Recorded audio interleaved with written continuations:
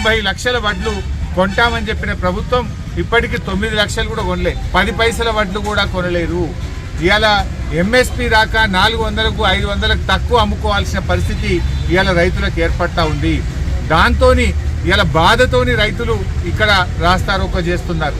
ప్రభుత్వం ఇప్పటికైనా పట్టించుకోవాలి. మీ కలెక్టర్లకు ఆదేశాలు ఇవ్వండి. మీరు గతంలో ఏ రకంగా అయితే వడ్లు కొన్నారో ఇప్పుడు కూడా అదే పద్ధతుల్లో కొనండి. గతంలో లేని నియమ నిబంధనలు కొత్తగా పెట్టి మీరు కొనొద్దనే ఉద్దేశంతో ఈ రకమైన నిబంధనల పేరిట రైతుల్ని వేధింపులకు గురి చేస్తూ ఉన్నారు. ఒకవైపు 44 డిగ్రీల ఎండలో రైతులు మాడిపోతున్నారు, వడదెబ్బ తగిలి ప్రజలు రాలిపోతా ఉన్నారు. ఇంత ఎండల్లో రైతుల్ని ఈ రకంగా గోసబుచ్చడం కరెక్టా? మీరు బోనస్ అన్నారు, బోనస్ మాట కూడా ఎత్తలేరు. పోయిన యాసంగి బోనస్ ఎగ్గొట్టిండ్రు, రైతు బంధు ఇంతవరకు ఇవ్వలేదు. కనీసం పండిన వడ్లన్న కొనండి నాయన అంటే ఆ వడ్లు కూడా కొనకుండా రైతుల్ని ఉసురు పోసుకుంటా ఉంది రేవంత్ రెడ్డి ప్రభుత్వం. అధికారులతో మాట్లాడితే పైనుంచి ఆదేశాలు ఉన్నాయంటారు.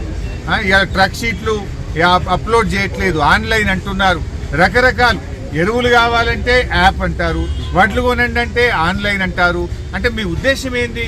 ఎందుకు రైతులు ఈ రకంగా ఇబ్బంది పడుతున్నారు?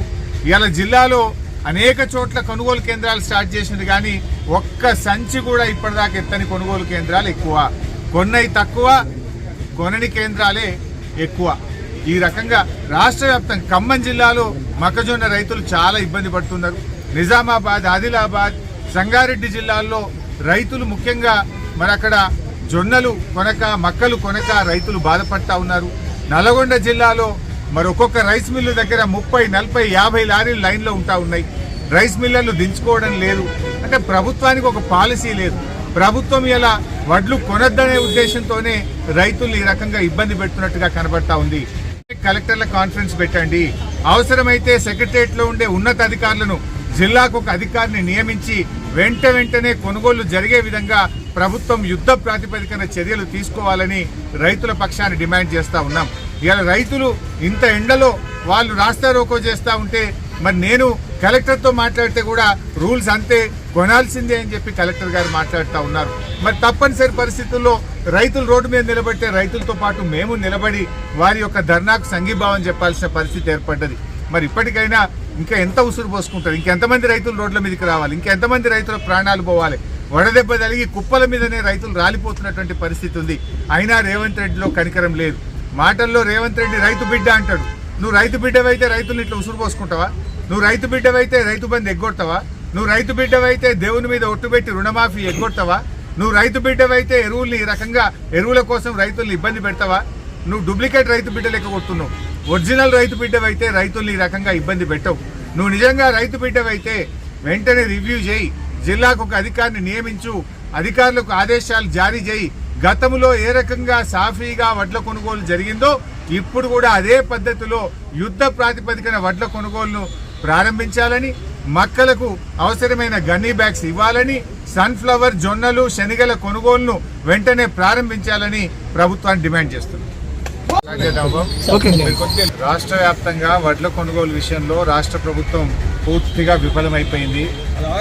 వడ్లు కొనొద్దనే ఉద్దేశంతో రకరకాల నిబంధనల పేరిట రైతుల్ని గోసపుచ్చుకుంటా ఉన్నారు.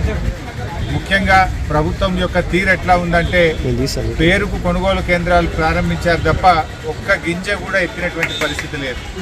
ఇప్పుడు మేము మల్లారం వడ్ల కొనుగోలు కేంద్రంలో నేను ఇక్కడ వేరే ఒక ప్రైవేట్ ఫంక్షన్లో పాల్గొనడానికి వస్తే మా రైతులంతా కూడా రోడ్డు మీద రాస్తారోకో చేస్తున్నారు. ఏంది, ఎందుకు రాస్తారోకో చేస్తున్నారని నేను రైతుల్ని అడిగితే రైతులు చెప్తున్న మాట 28 రోజులైంది వడ్లు పోసి, ఇప్పటి వరకు ఒక్క గింజ కూడా ఇక్కడ కొనలేదు.